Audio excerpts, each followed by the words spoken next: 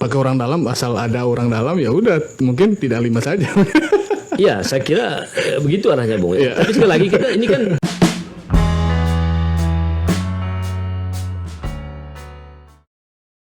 Sahabat Mau Bicara yang kita banggakan, luar biasa sekali sudah berada bersama saya dan juga bersama Abang Wakil Ketua, Abang Marcel ya, juga Abang Hiron menyaksikan diskusi kami begitu. Dan begitu banyak sekali komentar-komentar ya dari sahabat Mau Bicara di sini ya. Yang pertama ya saya bacakan ini ada dari Kakak Echan Serdi ya, disampaikan yang saya kritisi saja berkaitan dengan mekanisme pengrekrutannya yang tidak transparan.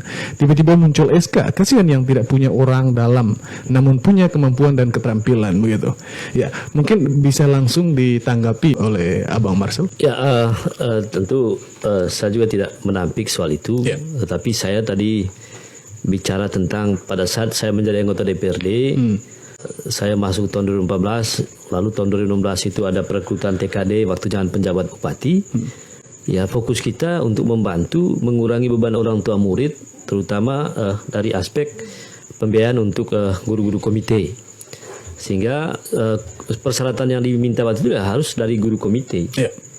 Nah, kalau kemudian guru-guru komite dianggap tidak kompeten, maka ya kita harus berangkat juga dari background mereka. Pertama pasti universitas yang menghasilkan dia tidak kompeten. Lalu kepala sekolah yang kemudian mengangkat dia juga tidak kompeten.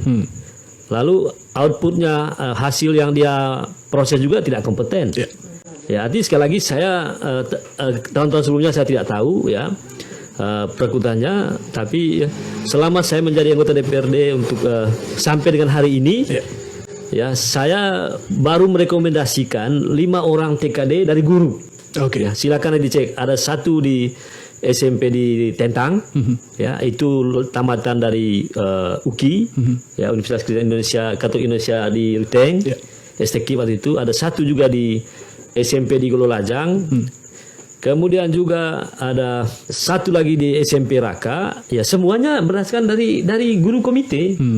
Ya, guru komite. Dan saya kira waktu itu teman-teman anggota DPR lain juga merekomendasikan berdasarkan persyaratan yang sudah diminta oleh pemerintah. Oke. Ya, kita fokus kepada guru komite yang sudah berijazah. Ya. Kita tidak menerima yang menggunakan transkrip. Nah, untuk kemudian guru-guru komite yang lainnya waktu itu kita dorong supaya mereka mendapat insentif daerah. Yang awalnya 200.000 kemudian naik jadi 250.000. Ya. Tapi insentif daerah juga ini tidak asal beri. Ya. Kalaupun itu adik saya misalnya, maka persyaratannya dia itu harus punya ijazah. Ya. Jadi jangan karena adik lalu ijazahnya tidak ada diberi. Nah, ini saya kira hal-hal yang coba kita pelan-pelan robah. Dan sekali lagi ya, terlepas dari hal-hal tadi yang dibilang tadi itu karena ada orang dalam dan sebagainya, mohon maaf sekali lagi, kalaupun kita semua ini punya orang dalam, ya tidak mungkin semua diangkat untuk menjadi apa ini. Ya, tentu berdasarkan kebutuhan-kebutuhan tadi itu. Ya, dan mekanisme perekrutannya itu ada di pemerintah, Bu. Ya, pemerintah yang memberikan, yang menyampaikan ini loh kebutuhan kita. Ya, pemerintah juga yang akan memberikan kepada baik itu ke DPRD maupun internal mereka bahwa ini loh kualifikasi yang dibutuhkan. Sehingga ya untuk pertanyaan tadi itu, ya mau tidak mau memang tentang orang dalam dan sebagainya ini, ya tentu tidak bisa mengabaikan kualifikasi yang sudah diminta oleh pemerintah. Ya, sekalipun dia orang dalam, ya kalau persyaratan ini seperti ini ya harus diikuti. Begitu. Dan saya kira itu pola yang terjadi selama ini.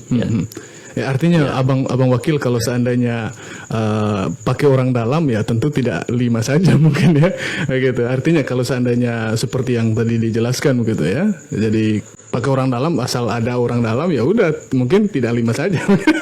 Iya, saya kira begitu arahnya, Bung. Tapi sekali lagi kita ini kan berdasarkan kebutuhan tadi itu. Iya, betul. Ya, yang penting bahwa poinnya ya sangat jelas tadi bahwa sesuai kriteria dong, apa yang dibutuhkan begitu. Tidak asal kita rekomendasi begitu ya, Pak Wakil. Oke. Yang berikut ya, kita baca sahabat Mau Bicara yang sudah berada bersama kita. Kita tahapan sesi interaksi dulu, Abang ya. Dari Abang Arsifatur ya. Sepakat Pak Iron.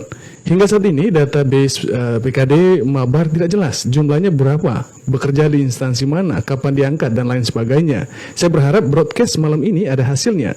Pak Iron bahwa besok Pak BKD dapat merilis database BKD Mabar gitu ya. Iya. Ya. Ya saya gini, kenapa saya mulai tadi dari bicara harusnya DPR melakukan pansus, termasuk soal itu juga kata-kata orang dalam tadi itu. Saya kira Pak Marcel mengatakan, jadi artinya buat saya gini, kita mengapresiasi Pak Marcel lah, ada keterbukaan soal ini Pak Marcel. Tidak semua orang mau mengatakan gitu bahwa dia pernah merekomendasikan. Persoalannya yang merekomendasikan ini pejabat publik loh, kan itu. Nah, lalu kemudian kalau berbicara soal perekrutan, ya merekomendasikan. Rekomendasi itu kan sederhana gitu. Artinya inilah orang-orang ini yang kemudian saya rekomendasikan untuk masuk ke sana. Soal kemudian diterima dan tidak diterima, itu kan bukan ruangnya Pak Marcel lagi gitu. Itu ruangnya dinas gitu loh. Nah, tapi celakanya sampai detik ini kita juga tidak tahu seperti katakan itu. Gitu. Ada kapan diumumkan ada perekrutan, kan itu. Tidak jelas juga. Saya juga pernah bertanya Pak Marcel, pada yang jadi pegawai kontrak, kamu pernah dites tertulis nggak? Tidak. Pernah wawancara nggak? Tidak. Artinya kan ini yang harus dilakukan oleh DPR seharusnya. Periksa yang begini gitu loh. Makanya diksi ini ya, diksi orang dalam itu ya sangat luas buat saya. Apa maksudnya di orang dalam itu gitu loh. Tapi faktanya itu tidak ada tes tertulis, tidak ada kapan pengumuman, tidak ada. Gitu.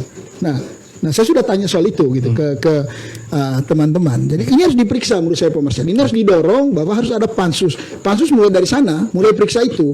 Terutama juga pelanggaran soal ini, pelanggaran soal PP 48 2005 gitu. Yang tidak boleh rekrut sebenarnya. Kan tidak boleh tambah lagi gitu. Ternyata tambah gitu. Itu yang diperiksa gitu. Oke. Karena kita masih dalam tahap sesi interaksi ya dengan sahabat luar bicara mungkin gitu ya. Kita lanjut ya. Oke, ini dari Abang Gonza Bahasa. Bapak Dewan, konkretnya kapan dibuat pansus DPRD untuk persoalan ini? Silakan. Baik Bung Gonza. Jadi SK ini dikeluarkan tanggal 29 ya. Pada saat kami anggota DPR semua melakukan kegiatan reses.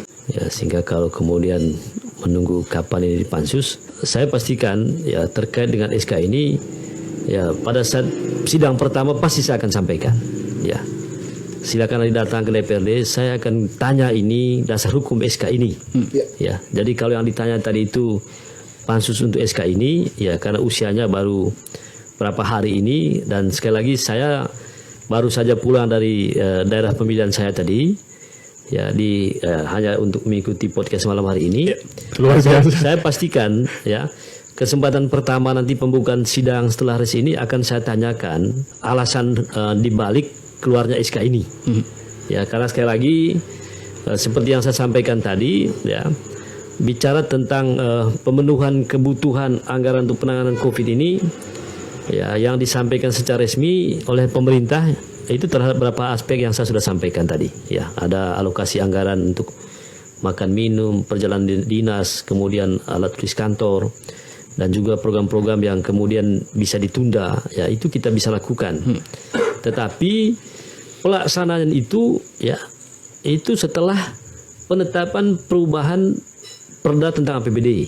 Ya, tidak bisa begitu pemerintah menyampaikan nanti kami potong anggaran untuk perjalanan dinas dan langsung dieksekusi saat itu juga tidak bisa, kan itu sudah ditetapkan di APBD. Kasar saya katakan bahwa kalau kemudian ini dilakukan, itu sudah merupakan pelanggaran terhadap Perda APBD. Nah, karena sudah pelanggaran ini siapa saja penegak hukum bisa masuk ke dalamnya. Karena itu sekali lagi segala rencana ini termasuk tadi itu mengurangi honorarium dari TK itu hanya bisa dilakukan setelah perubahan APBD.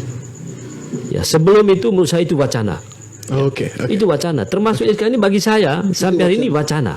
Artinya karena penasaran saya ya dalam kapasitas saya sebagai wakil rakyat mitra pemerintah itu adalah buku APBD itu dia punya kitab sucinya. Luar biasa ya. Ya karena itu ya, kalau mau rubah dulu kitab sucinya. Oke. Ya baru turunannya ini keputusan bupati atau peraturan itu turunan dari Perda APBD. Di konstruksi hukum kita payung hukum itu ada tingkatannya dan Perda APBD itu yang payung hukum tertinggi di daerah. Ya bukan peraturan bupati, bukan keputusan atau bukan peraturan daerah itu yang tertinggi. Sehingga segala keputusan di bawahnya harus merujuk pada yang tertinggi tadi. Ya bukan menabrak sebaliknya. Kalau misalnya di Perda APBD-nya sudah ditetapkan gaji atau honorarium TK dan sebagainya itu sekian, itu yang harus dilaksanakan. Kalau mau merubah, robah dulu ini. Nah, saya terus terang sekali lagi sampai hari ini belum menemukan reasoningnya, alasannya dibalik keluarnya SK ini. Ya, Saya tidak tahu apa yang dia dan saya kira tidak ada pembicaraan tertutup terkait ini. Ya, dan juga tidak bisa diputuskan ya setengah kamar seperti ini oleh pemerintah. Harus duduk bersama dulu dengan DPRD untuk memutuskan ini. Ya. Bung siapa tadi itu? Gonsa ya. Ya, Bung Gonsa Bahasa. Sudah selesai ya, Bang? Sudah. Oke, luar biasa sekali ya.